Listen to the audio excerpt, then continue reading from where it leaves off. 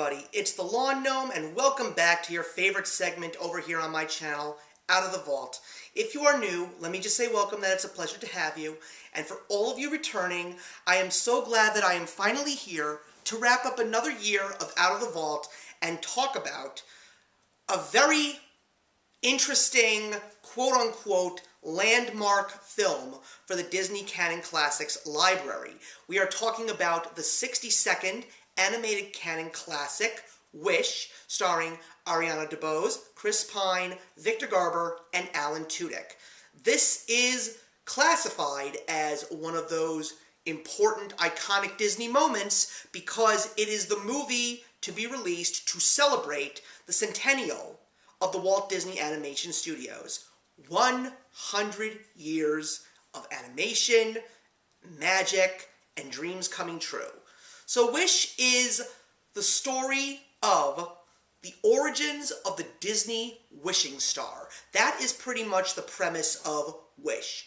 It is the story of a young girl named Asha in the Kingdom of Roses, which is led by a good king named Magnifico, who gives people hope and gives people protection because of a past that he had where he felt things were not right and unsafe. So he felt that by becoming king of a kingdom that he and his wife built, they go to the townspeople and tell them when they turn to the age of 18 to give us their wish. The wish that they want so badly to come true because it defines them as a person and it allows them to accomplish their lifelong goals and dreams.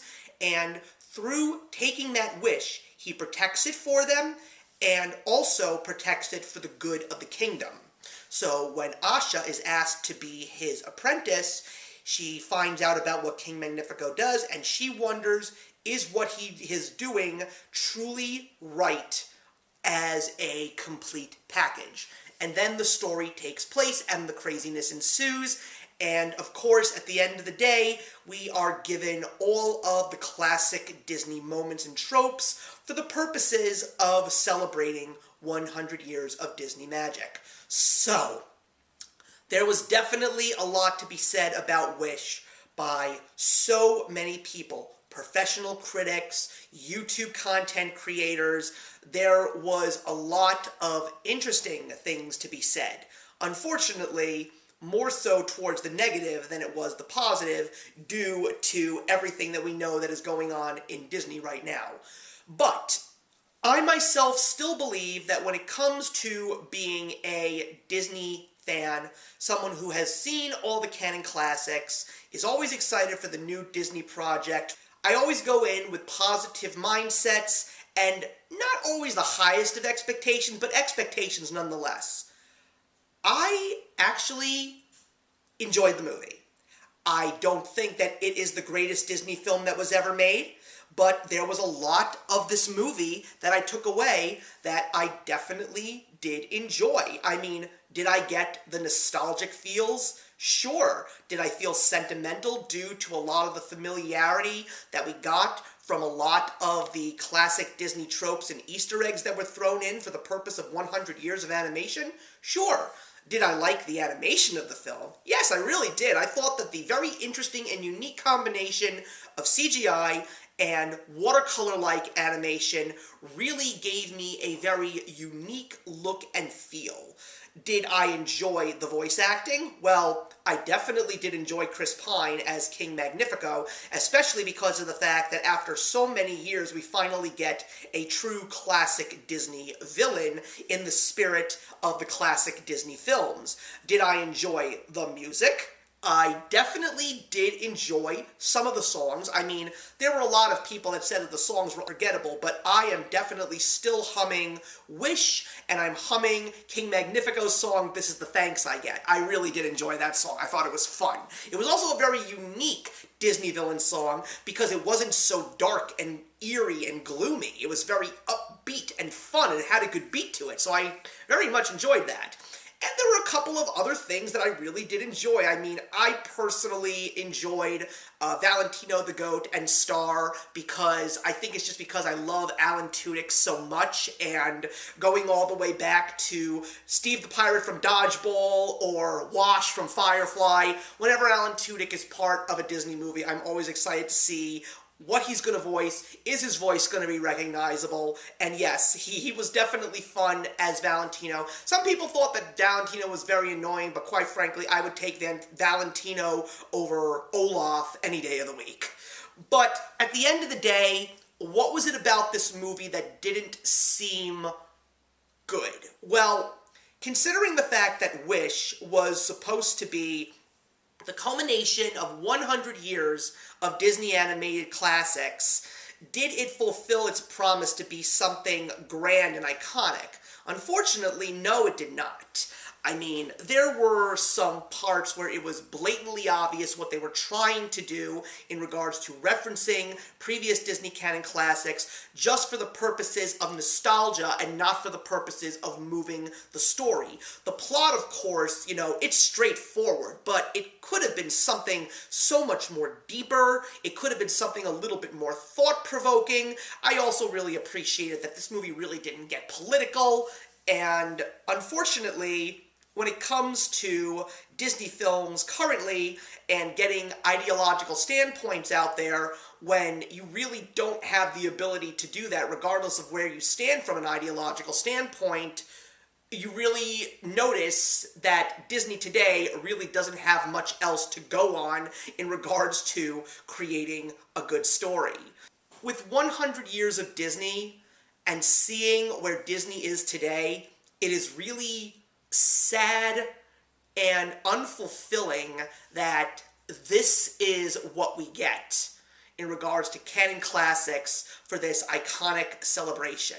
I mean, I feel that if you want to really see 100 years of Disney animation being celebrated in the best way possible by this legendary animation studio, just go to Disney Plus and watch Once Upon a Studio. That is something that I have watched numerous times, constantly catching something new, just feeling so much love for Disney past, present, and future, and just knowing that that was truly a 7 to 10 minute labor of love, and you just wonder, because of the fact that they managed to capture magic in such a tiny bottle in Once Upon a Studio, why can't Disney do that with everything else? Well, you know, I don't really want to go in this direction, but I think it's finally time that I give my piece.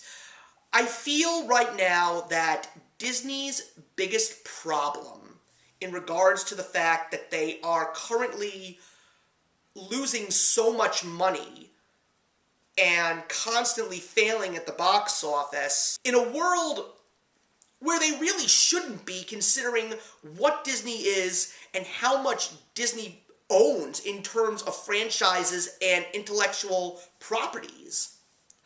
The fact that they can't even manage to create something right now that is generally loved by the general public is a really big problem. And I think putting blame on anybody, if you have to, it's got to go to the higher-ups. I mean, if I had the power or quote-unquote the magic of a wand, I would make sure that Bob Iger, Kathleen Kennedy, and even Kevin Feige were just thrown out and said, bye-bye, we don't want you back, and just find somebody or some people that truly love Disney for what it is and want to bring Disney back to its glory, because Disney has had its dark days. Look at Disney in the 1980s. Look at Disney in regards to their animation studio for canon classics in the mid-2000s. But the difference between those times and the time right now is the fact that Disney should be pulling in billions of dollars because of what they have in their arsenal. And for some strange reason, nothing is working. Star Wars is a hot mess. After 23 strong films, Marvel Studios can't seem to get it right anymore, minus 1 or 2 films. Pixar has basically become Disney's red-headed stepchild that they've locked and chained in the basement because they don't want to give that kind of tender love and care to their films now, and they just want to put them out on Disney+. And when you take a look at movies like Soul, Turning Red, Luca, or even Elemental, those movies are not bad. There's a lot to enjoy and a lot of creativity in those movies, but Disney just didn't want to give them the time of day. And it's really, really sad, because a movie like Soul is truly Pixar at its finest, and all it got was a streaming service release. Regardless of the fact that it was the pandemic, I understand that, but they should have brought it to theaters when people were actually going back to theaters.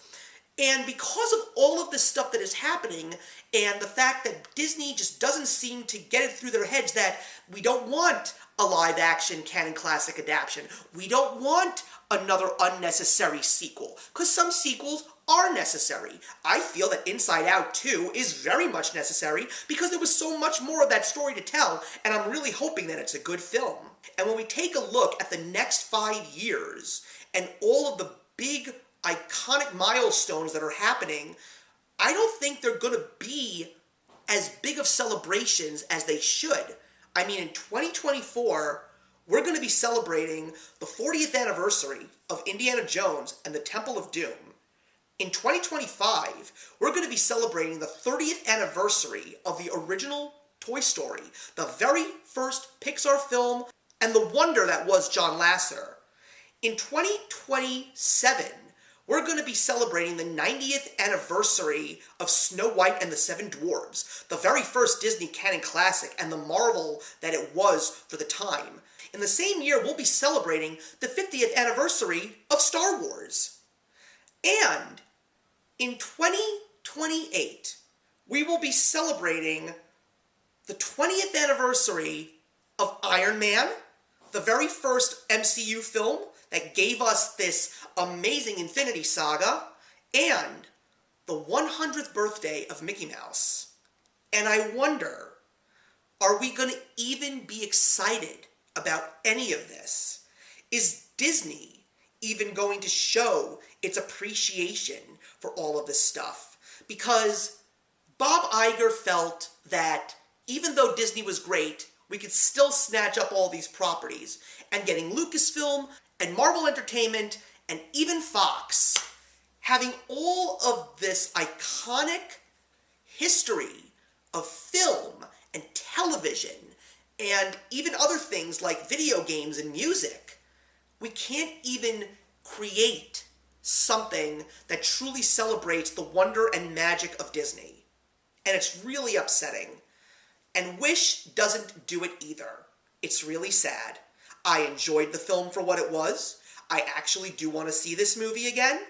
And I do want to own this movie on Blu-ray or DVD when it comes out. Because even though it's not perfect, is every Disney film truly ever perfect? And which ones really are absolutely perfect?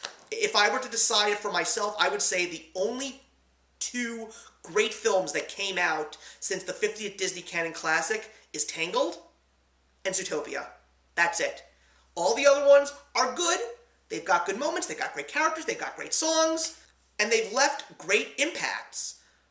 But I feel that Disney has so much work to do now to get back to its true great form, because the days of the Disney princess, the days of the Renaissance, those days are definitely long gone, and my wish for 2024 is to sit down with you guys and talk about some truly great stuff that's coming out from Disney.